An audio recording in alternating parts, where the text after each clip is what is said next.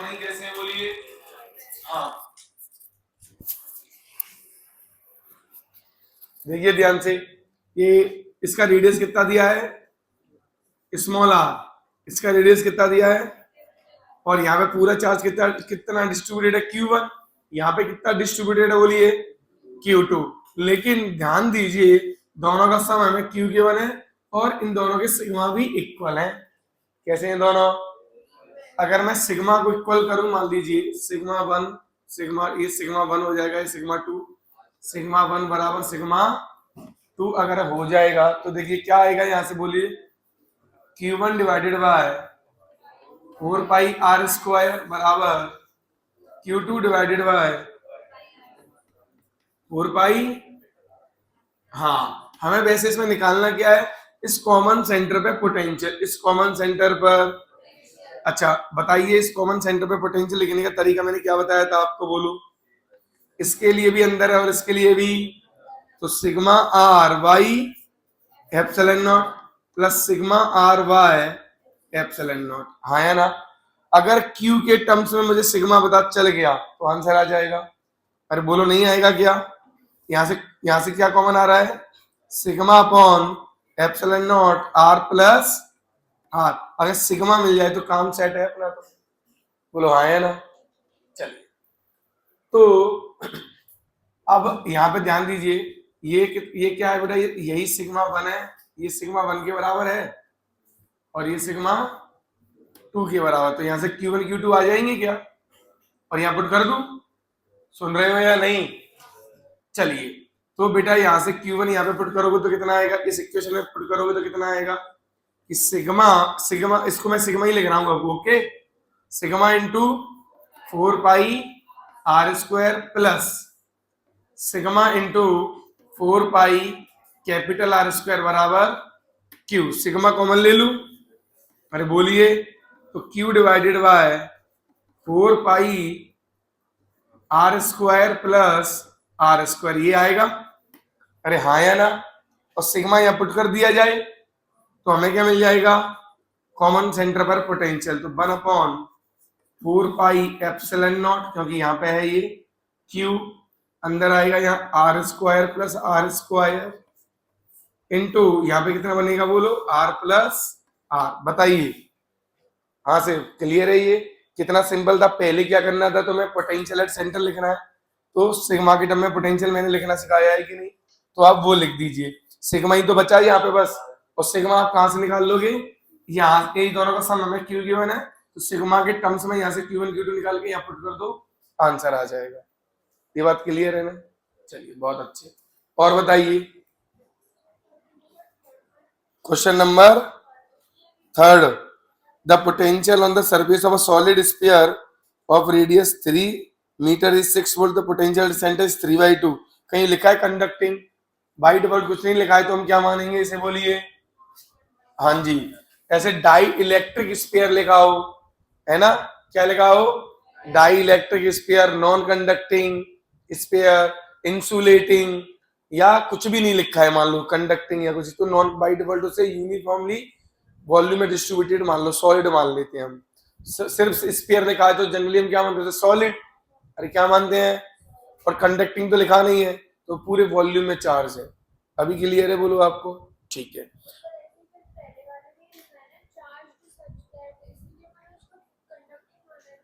क्या?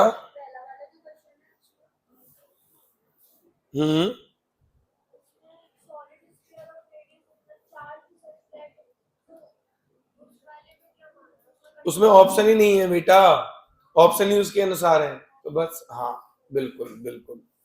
Question number 5 बन गया था क्या, 5वां बन गया था, मैंने पहले तो चार्ज डिस्ट्रीब्यूट किया होगा ना, पहले तो प्लस माइनस प्लस करके, फिर सरफेस, जैसे ऊपर वाले पे 3Q दिख रहा है, लेकिन वहां कितना आएगा बोलो, 2Q आएगा। कितना आएगा, नहीं आएगा, अरे बोलो। भी नोट्स में लेना है और ये वाला क्वेश्चन भी नोट्स में लेना है आपको।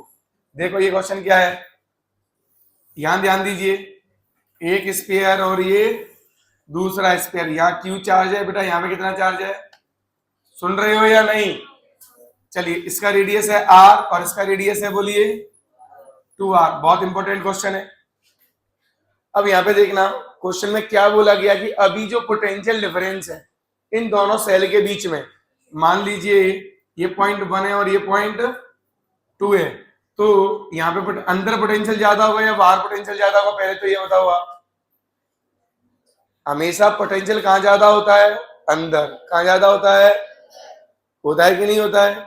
चलिए, तो पोटेंशियल 1 पे ज्यादा होगा, पोटेंशियल 2 की वजह से, मतलब 2 की जितना 2 पे उससे ज्यादा 1 पे होगा। चलिए, अब यहाँ पे ध्यान देना कि अगर बेटा मैं इसका 1 का पोटेंशियल लिखता हूं तो क्या लिखा जाएगा बताइए मुझे? के क्यू वाई आर प्लस, इसकी वजह से के लिए भी अंदर है ना, तो के 2QY 2R, और पोटेंशियल 2 की वजह से अगर मैं लिखूंगा तो के Q अपॉन 2R। अरे बोलिए, 2R आएगा, इसकी वजह से यहां लिख रहा हूं तो डिस्टेंस तो 2R हो जाएगी ना, प्लस के 2Q डिवाइडेड बाय 2R। अगर मैं डिफरेंस लेता हूं दोनों का, देखो V1 माइनस V2, तो देखना आप ये जो 2Q चार्ज है ना जो आउटर सरफेस पे, ये क्या हो रहा है बोलिए? कट रहा है। ये कट नहीं कैंसिल हो रहा, देखो तो। अरे भाई है ना, माइनस कर दो ना ऐसे, तो ये वाला तो कट गया कि नहीं? ये इसमें से घटेगा तो कितना बचेगा बोलो? के क्यू बाय 2R बचेगा कि नहीं बचेगा? इतना पोटेंशियल आएगा ये इनिशियली। क्वेश्चन में ये बोला गया है कि अब मैं चार्ज ऐड कर रहा हूं आउटर सरफेस पे। क्या कर रहा हूं बच्चों बोलो? आउटर सरफेस पे क्या कर रहा हूं मैं? Charge add. कितना कर रहा हूं चार्ज? माइनस का 3Q। कितना ऐड कर रहा हूं? तो पहले से 2Q था, माइनस का 3Q और दे दिया, तो ओवरऑल कितना बच गया होगा इधर? Q बच गया होगा। कितना बच गया होगा? अरे बोलिए, क्लियर है ना? ये एक्स्ट्रा दिया हुआ है ये अलग से, ठीक। माइनस का Q बचेगा, बिल्कुल, यहाँ प्लस का Q। अब वापस हम इनमें पोटेंशियल देखते हैं, ठीक है। ये पॉइंट 1 और ये पॉइंट, अब यहाँ पे वापस से देखिए पोटेंशियल V1, बताइए कितना आएगा? बोलिए। इसकी वजह से बेटा के क्यू डिवाइडेड बाई, और इसकी वजह से माइनस के क्यू बाई आर 2R, कितना आएगा? V2 बताइए वापस। यहाँ पे के क्यू बाय 2R माइनस के क्यू बाय, हाँ है ना, वापस से माइनस कीजिए, तो माइनस माइनस यहाँ प्लस हो जाएगा, ये वापस कट गया, ये वापस V1 माइनस V2 कितना आया बताइए? सेम। कितना आया बच्चे? जो पहले था अभी भी, ये पहले डिफरेंस अगर V था तो अभी भी डिफरेंस V रहेगा कि नहीं रहेगा? अरे भाई हाँ है ना। अच्छा, अगर मैं यही चार्ज अगर अंदर वाले पे दे दूंगा, ध्यान दे रहे हो? अच्छा, ये चार्ज किसका बच रहा है बोलो? ये जो चार्ज आ रहा है ये बार बार इनर सेल का आ रहा है, बार बार किसका आ रहा है? ये इनर सेल का। समझ गए ना? यहां पे भी ये चार्ज किसका है बोलिए? इनर सेल का। अगर आपने इनर सेल पे चार्ज बदल दिया तो ये वाला चार्ज बदल जाएगा, तब पोटेंशियल डिफरेंस क्या हो जाएगा? चेंज हो जाएगा। जब तक आप आउटर पे चार्ज डालते रहेंगे तब तक पोटेंशियल डिफरेंस चेंज होने वाला। ये तो था एक सॉल्व करने वाला तरीका। अब थोड़ा सा लॉजिकल भी देखें। देखिए, इसकी वजह से जो इलेक्ट्रिक फील्ड है वो ऐसे होंगी या नहीं होंगी बोलिए? हाँ या ना? इलेक्ट्रिक फील्ड ऐसी तो आएंगी। अच्छा, अब एक बात बताइए, जो आउटर वाला है प्लस 2Q, उसकी इलेक्ट्रिक फील्ड कहां जाएंगी? ये प्लस 2Q की वजह से है कि नहीं है? भाई है कि नहीं है बोलो? अच्छा, तो एक बात बताइए, अगर मैं यहां से यहां जा रहा, ये जो इलेक्ट्रिक फील्ड है E, ये सिर्फ किसकी वजह से है? ये ओनली ड्यू टू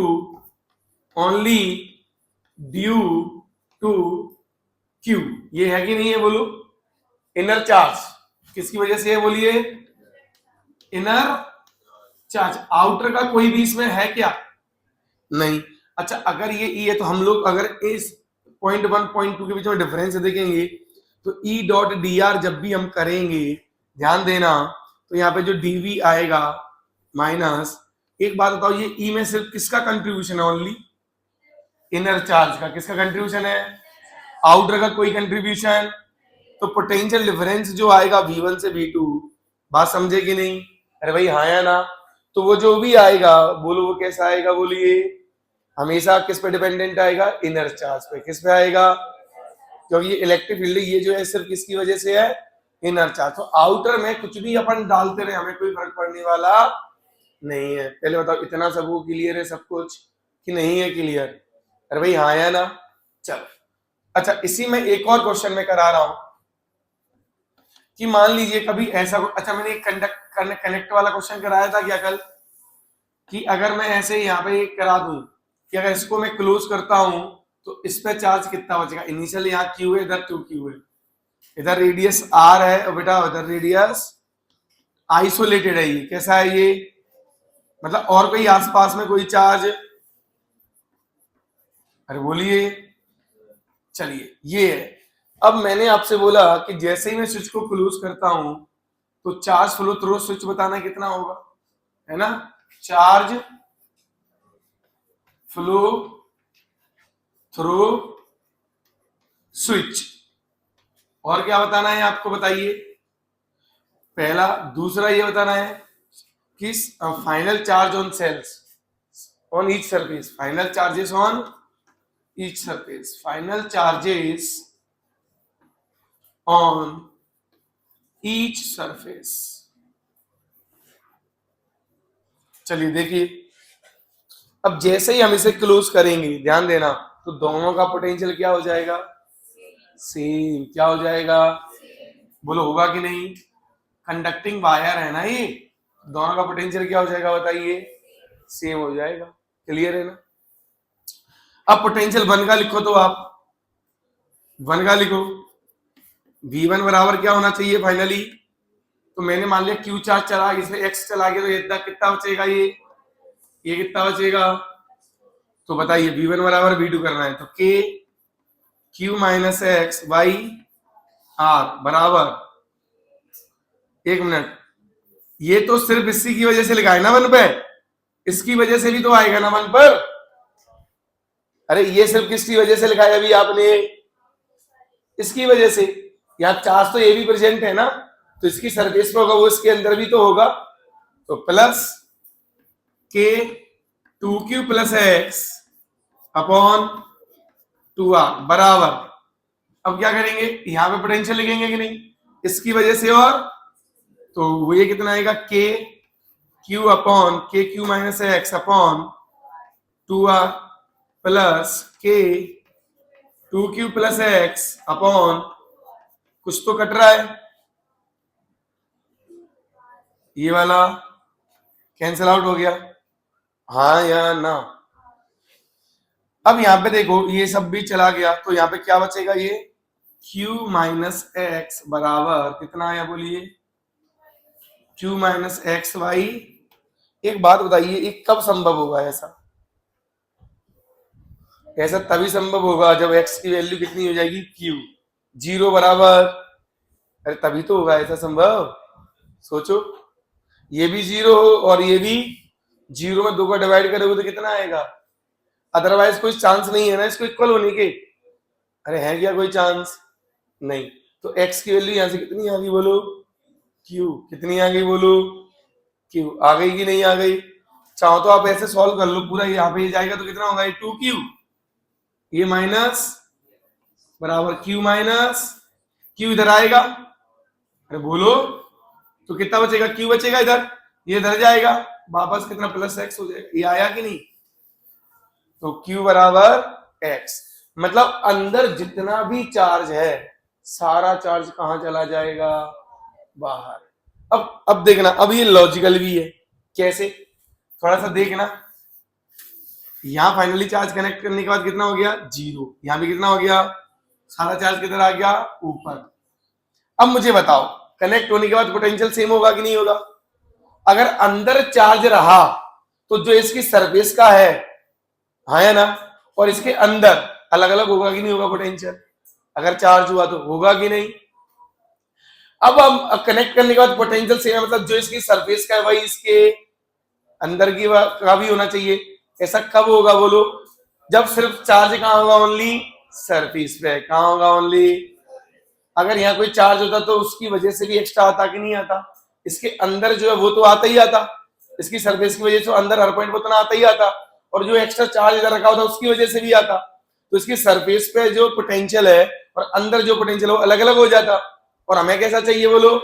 सेम। दोनों सेल पे कैसा चाहिए? मतलब अंदर पे कोई भी चार्ज तो सारा चार्ज हमेशा कहां जाएगा?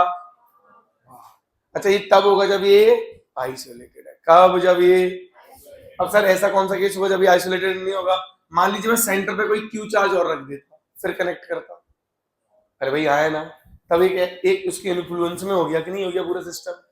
समझ गए? तब फिर आंसर कुछ और आता, लेकिन प्रोसेस तब भी सेम रहेगा। क्लियर है? बस यहाँ क्यू चार्ज रख देंगे तो यहाँ पे भी पोटेंशियल उसकी वजह से लिखेंगे और यहाँ पे भी उसकी वजह से लिखेंगे, बाकी process will remain same. Clear है ये चीज? चलो इतना नोट कर लो। ये तीनों ही क्वेश्चन बहुत अच्छे क्वेश्चन।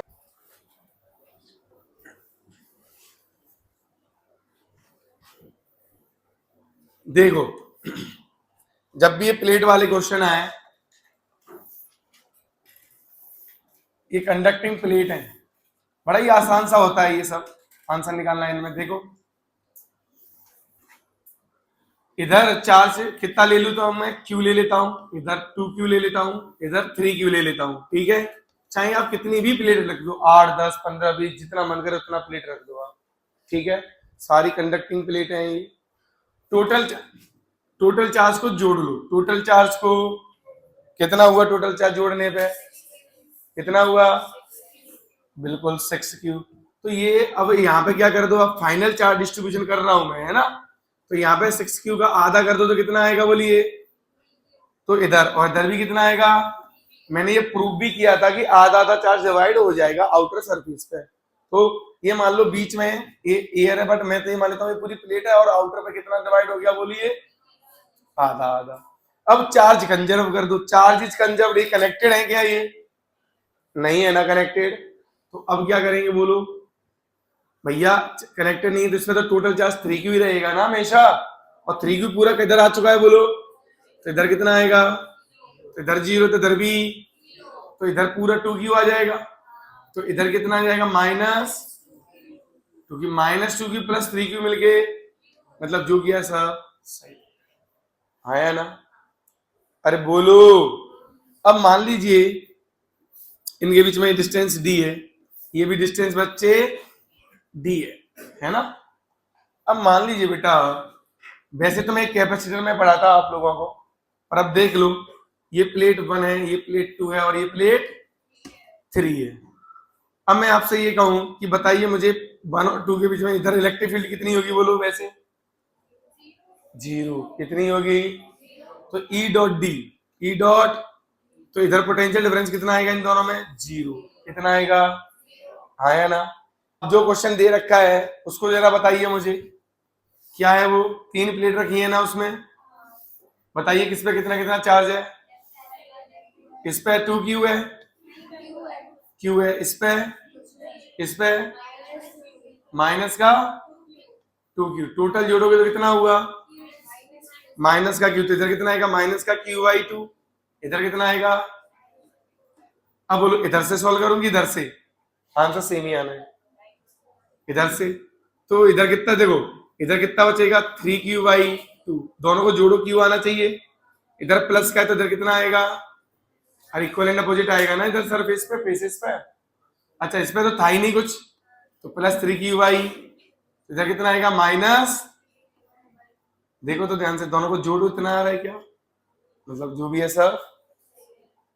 अच्छा इधर से सॉल्व करते तो भी ऐसे ही करते, देखो -Q/2 आ गया, -2Q था, बचा कितना होगा? वो इधर आ जाएगा, उसका पॉजिटिव इधर, उसका फिर ये तो न्यूट्रल था तो जितना पॉजिटिव उतना ही इधर, जितना नेगेटिव उतना इधर, और इस पे मिलेगा कितना होना चाहिए?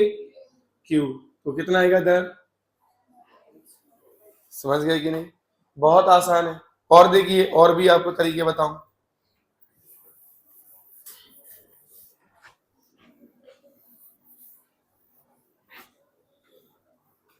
देखो मान लीजिए सिग्मा में कभी आ जाए ऐसे कि कई सारी प्लेटें बोल दूं, मैं कह रहा हूं 50 प्लेट रख दो, कोई दिक्कत नहीं है।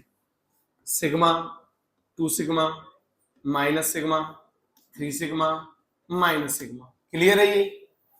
अरे बोलो, अब तुम किस पॉइंट में बोलोगे इलेक्ट्रिक फील्ड मत बोलो, अपन उस पॉइंट में एक बार में लिखेंगे, वन शॉट में। इस पॉइंट में लिखें? अरे बोलो, आया ना? अब देखना, सारे सिग्मा को जोड़ लो तो कितना हुआ? 3, 3, 6 और 4 आया ना? बस सीधा आंसर लिख दो। अगर ये नॉन कंडक्टिंग है, कैसी है ये? अगर नॉन कंडक्टिंग तो सीधा लिख दो 4 सिग्मा वाई 2 एप्सिलॉन नॉट। अलग अलग लिखने की कोई जरूरत, सबको जोड़ लो। अब यहां लिखना है, मान लो यहां, तो इधर के सिग्मा कितनी है टोटल? 2 सिग्मा। कितना है? इधर लिख दो, उसकी वजह से 2 सिग्मा बाई 2। ये नॉन कंडक्टिंग मान रहा हूं अभी मैं, है ना? अरे बोलिए, कंडक्टिंग होता तो कितना आता? Sigma by epsilon. चलो इधर कितना सिग्मा है टोटल? 2 सिग्मा। अरे है ना? इधर भी कितना आएगा बोलो? 2 सिग्मा बाई, तो इधर नेट इलेक्ट्रिक फील्ड कितनी हुई? अब इधर बताइए, इधर लिखना है, इधर टोटल सिग्मा कितना है? सिर्फ सिग्मा। प्लस का है तो अब ये होगा सिग्मा वाई। इधर कितना है? तो 3 सिग्मा वाई। नेट आ गया कि नहीं? अरे बोलो, क्या किसी भी जगह लिख दोगे तुरंत? बस सिग्मा ही तो जोड़नी है, यहां लिखना है। इधर कितनी है टोटल सिग्मा? 3 माइनस 1 तो 2, 5, तो 5 सिग्मा डिवाइडेड बाई, और ये इसकी वजह से भी इधर ही आएगा सिग्मा बाय। ये अभी मैंने नॉन कंडक्टिंग माना था। कैसे माना था? Non conducting sheet. समझ गए ना? अब बोलो, नहीं लिख दोगे चाहे कितना ही बड़ा क्वेश्चन आ जाए? अरे भाई हाँ है ना? चलो, मैं इस साल का जो जेई एडवांस का पेपर हुआ था, ठीक है, उसका क्वेश्चन निकाल रहा हूं मैं, जब तक ये नोट करो। 1 2 3 4 5 6 प्लेट है। 1 2 3 4 5 6। इसको बुलाए configuration 1 plus sigma minus sigma not. ये दिख ही नहीं रहा है यार।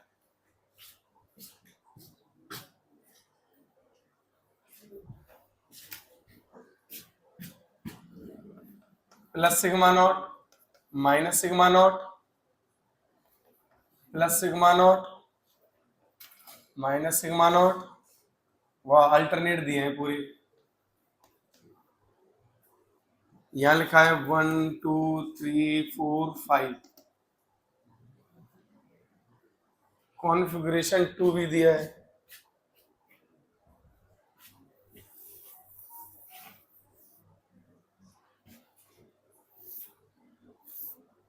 तीन 4 5 6। Configuration 2 plus sigma by 2 minus sigma naught plus sigma naught minus sigma naught plus sigma naught minus sigma naught by 2। 1 2 3 4 5। इनके बीच में दोनों में 1 जो डिस्टेंस है वो है 1 माइक्रोमीटर। समझ गए ना? जो मैं डी कह रहा था वो कितना दिया है यहाँ, और सिग्मा नॉट की जो वैल्यू है वो है 9 माइक्रोकूलम पर मीटर स्क्वायर। एप्सिलॉन नॉट आपको जो लेना है 9 इंटू 10⁻⁻12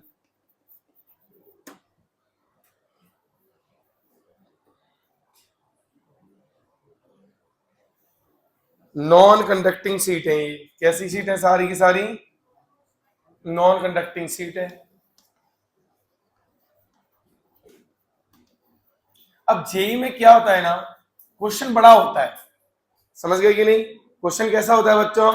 बड़ा। अब यहाँ पे सुन लो पहले ध्यान से, क्वेश्चन की लैंग्वेज में पढ़ के बता देता हूं। 6 infinitely large and thin conducting sheets are fixed in configuration 1 and 2 as shown in the figure. The sheets carry uniform charge densities which are indicated in terms of sigma.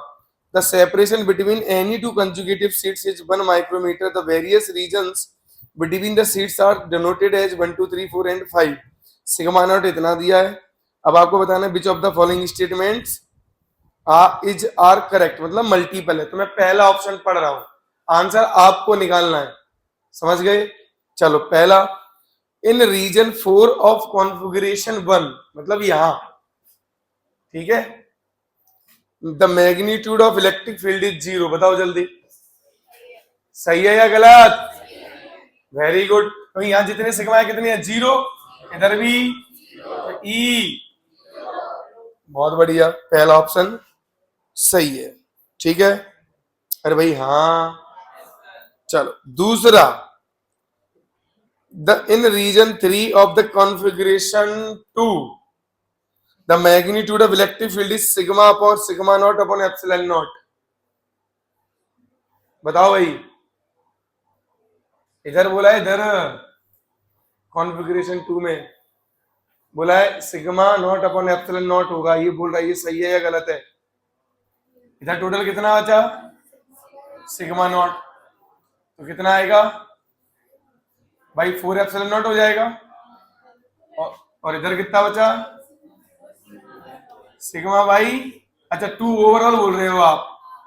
हाँ बिल्कुल, ये तो गलत हो गया, बिल्कुल गलत है, समझ गए ना? कितना सिग्मा बाई 2 बचा है ना दोनों। The potential difference between the first and the last seat of configuration 1 is 5 volt. मतलब अब आपको तो देखो, यहां इलेक्ट्रिक फील्ड लिखनी पड़ेगी, यहाँ पे, अरे बोलो, यहाँ देखो, यहाँ पे किसकी वजह से आएगी, ध्यान देना। एक तो इसकी वजह से इधर आएगी, और ये तो कट गए, ये भी कट गए, और इसकी वजह से आएगी, तो कितनी बचेगी? सिग्मा वाई एप्सिलॉन आ जाएगी दोनों की वजह से, है ना? इधर देखोगे तो इधर 0 होगी, इधर कितनी होगी, और फिर इधर कितनी होगी? Sigma by epsilon. अरे होगी ना? नहीं होगी? एक मिनट, हाँ सही तो है, अरे सही है ना?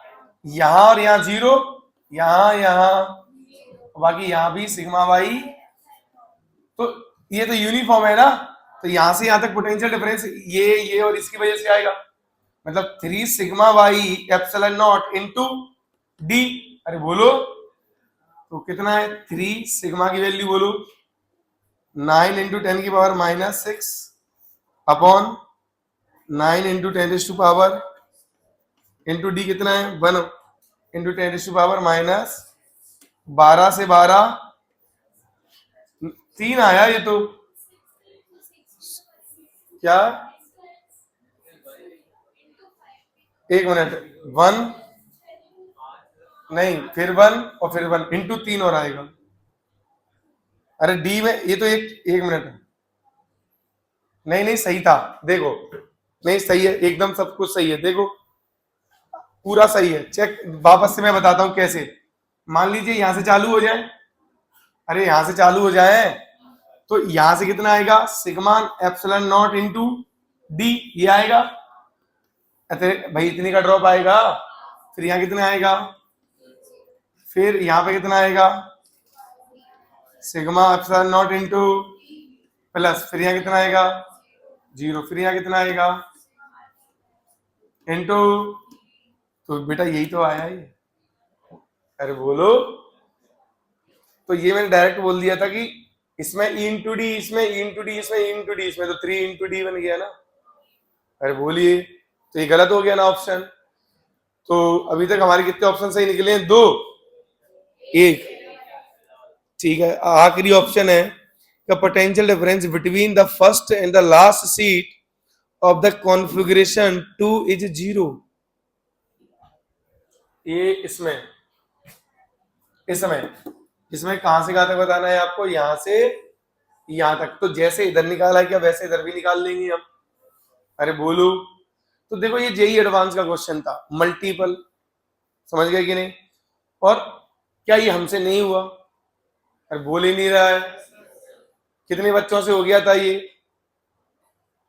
चलो बढ़िया, मतलब इसमें देखो बिल्कुल यही क्वेश्चन इससे पहले अपन ने ये कर लिया था, आया ना, इस वजह से अपन से ये भी आराम से बन गया। अब डायपोल वाला जो अभी, ये तो 25 का क्वेश्चन था, डायपोल वाला अभी 26 में आया है, वो भी देख लो, वो क्या है?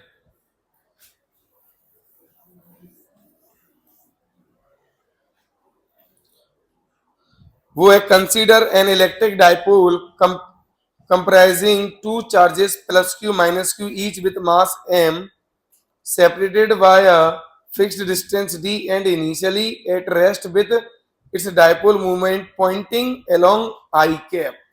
तो डाइपोल मूवमेंट किधर हो गया, ये इधर प्लस और इधर माइनस, ऐसे हुआ ही आई कैप की तरफ, इधर पॉइंटिंग आई कैप की तरफ, मास एम है, चार्ज क्यू है, डी इनके बीच की दूरी है, ठीक। A uniform electric field plus J cap में है, इलेक्ट्रिक फील्ड किधर है बोलिए, बोला गया है, ऐसा दिया हुआ है, इलेक्ट्रिक फील्ड जे कैप में है, ठीक है। टर्न एट टी बराबर जीरो, टी बराबर जीरो पे चालू हो गई है, ठीक है। टर्न ऑफ हो गया है टी फाइनल पे, कुछ ऐसा बोला इन्होंने कि टर्न ऑफ कर दिया टी बराबर T final. When the dipole movement makes an angle theta F with I, और डाइपोल घूमेगा बेटा, ऐसे घूमेगा नहीं तो कैसे घूमेगा बोलो, dipole always want to align itself along the, उसके पैरेलल होना चाहिए, अलोंग होना चाहिए इलेक्ट्रिक फील्ड के, तो ये डाइपोल जैसे ही ऐसे थीटा घूम गया है, थीटा फाइनल, हाँ या ना, तो पहले तो एंगल कितना बना रहा था 90, अरे बोलिए, और अब ये थीटा फाइनल घूम गया कुछ ऐसे, तो यहां से कितना होगा इलेक्ट्रिक फील्ड से 90 माइनस, ठीक है। तो आपको बताना है neglecting any sources of energy loss, correct options is are the centre of mass of dipole is deflected towards J in presence of field, ऐसा होगा क्या, एफ नेट जीरो तो शिफ्ट होने वाला, और मैंने बोला था ये पूरा किसके अबाउट ऑसिलेट करेगा बोलो, सेंटर ऑफ मास के, तो ये सेंटर ऑफ मास कहीं जाने वाला, क्योंकि अभी भी रेस्ट पे था तो नेट फोर्स पहले भी जीरो था और अभी भी जीरो है। यूनिफॉर्म फील्ड में नेट फोर्स कितना होता है,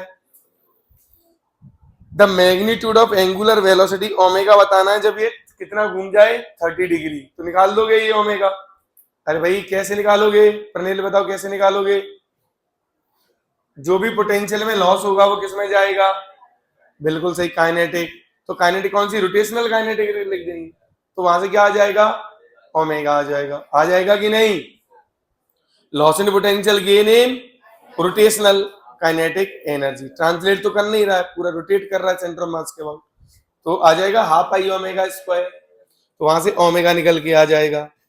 फिर बोला गया है अगर पाई बाई 3 हो जाए ये angle, then the change in kinetic energy, फिर से वापस चेंज इन काइनेटिक एनर्जी बताना है आपको, ठीक है।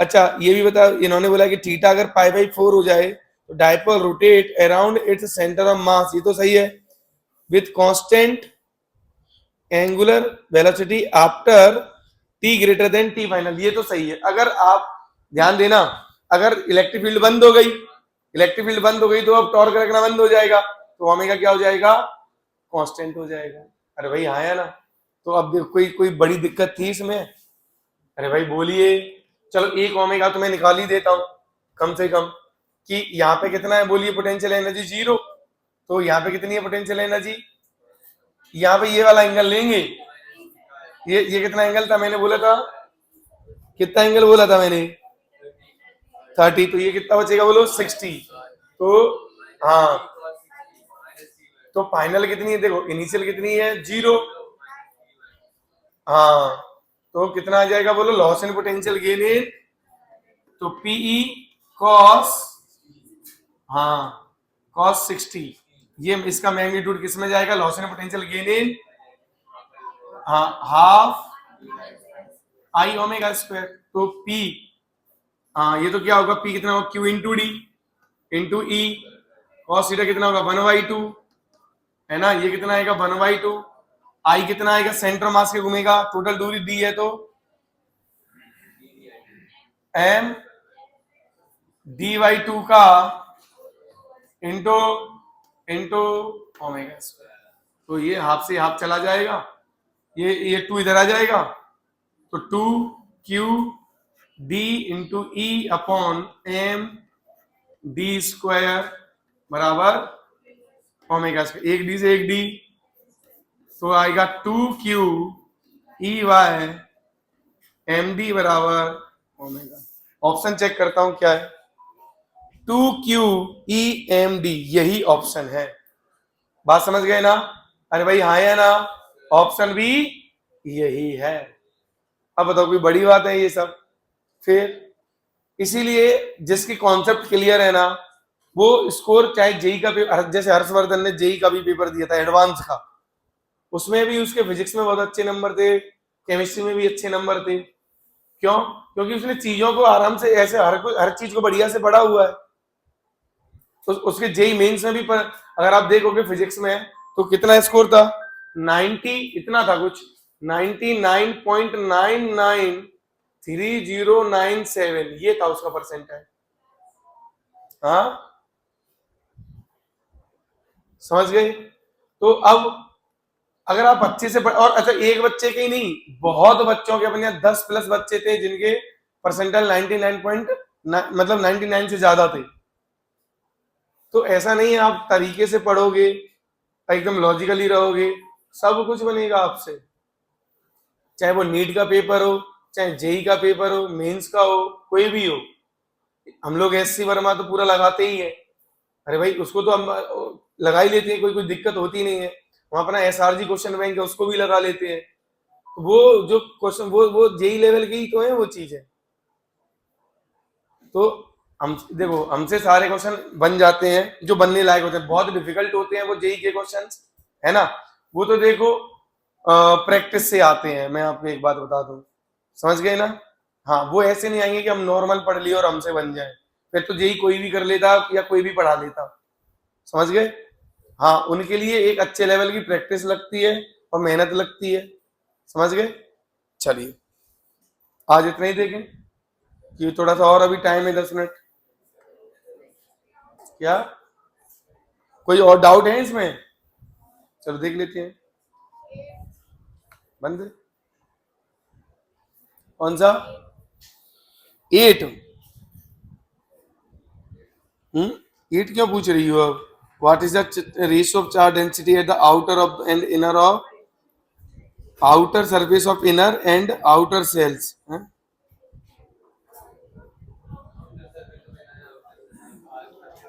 What is the charge density at outer surface, दोनों की?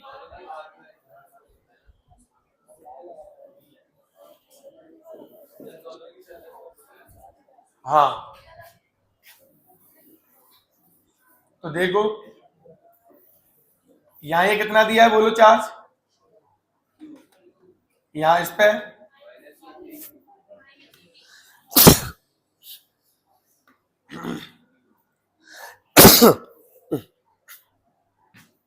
तो देखिए यहाँ पे ध्यान से, इधर क्यू है तो इधर कितना आएगा, माइनस का क्यू आएगा, इधर माइनस क्यू आएगा तो इधर एक, तो इधर टोटल कितना बचेगा, माइनस का 2Q। अब निकाल लो रेशियो, समझ गए? आपने 3 का 3 ले लिया होगा, इसीलिए तो गड़बड़ है। पहले कल भी समझाया था कि यार यहाँ प्लस क्यू है तो ये माइनस क्यू होगा, वो उधर चला जाएगा, तो फाइनल जो चार्ज दिखेंगे आपको ये दिखेगा, आउटर पे ये दिखेगा, स्किनर पे ये दिखेगा और यहाँ पे ये दिखेगा। अब निकालो चार्ज डेंसिटी, क्लियर है ये? चलिए और की और देख लेना। यहाँ देखो कौन सा कल बताना रह गया था, मान लो जी बेटा ये R1 है भले, और ये दोनों कनेक्टेड है ना? ये दोनों क्या है बेटा? तो हाल फिलहाल ये जो इनके बीच की दूरी है ना, ये बहुत ज्यादा होनी चाहिए। क्या होनी चाहिए? जिससे इसका चार्ज इसे अफेक्ट ना करे और इसका चार्ज इसको को अफेक्ट ना करे। मेरी बात समझ गए ना? तो ये जो दूरी है ये डी मान लेता हूं, ये कंडक्टिंग वायर की। तो ध्यान देना, डी बहुत बहुत बड़ा होना चाहिए R1 से, और डी बहुत बहुत बड़ा होना चाहिए, बोलो किससे? याद रखना, इन दोनों के बीच में निग्लिजिबल इंटरेक्शन होना चाहिए। क्लियर है ये चीज? और अच्छा, अगर हमने आफ्टर कनेक्शन देखना ध्यान से, दोनों के पोटेंशियल क्या हो जाएंगे? सेम। और मैंने बोला था जब भी पोटेंशियल सेम होती है तो सिग्मा आर बराबर कांस्टेंट होता है या नहीं? तो बेटा ये फॉलो करेगा, ये याद रखना, ये आफ्टर कनेक्शन के सिग्मा है ये। अरे भाई आया ना? आफ्टर कनेक्शन इस पे कितना हो गया? सिग्मा 1 हो गया इसका, और इसका कितना हो गया? अगर मुझे डायरेक्ट पेपर में सिग्मा 1 अपॉन सिग्मा 2 पूछा है आफ्टर कनेक्शन, सीधा आंसर R2Y क्या आ जाएगा। अदरवाइज बच्चे क्या करते हैं, पहले चार्ज निकालते हैं, चार्ज निकाल के फिर सरफेस चार्ज डेंसिटी निकालते हैं, फिर रेशियो लेते हैं, और आंसर फाइनली क्या आएगा बोलो। ऐसा ही क्वेश्चन है अभी तो, कैसे किया था वो, मतलब ये कैसे किया था वो मैं ये पूछ रहा हूं। जैसे ये क्वेश्चन नंबर 23, इसमें पूछा है ना ratio of charge densities, final charge densities, कैसे किया था। अच्छा बताया था ये, ओके ठीक है। तो ठीक है, ये चीज याद रखना कि भाई ये सिग्मा आर बराबर क्या होता है बोलिए, कांस्टेंट अगर पोटेंशियल इक्वल हो रहा है तो फाइनल आफ्टर कनेक्शन, जब पोटेंशियल इक्वल हो गया तो हर कर्वेचर किसे फॉलो करेगा, सिग्मा आर बराबर कांस्टेंट। अरे बोलो क्लियर है, चलो।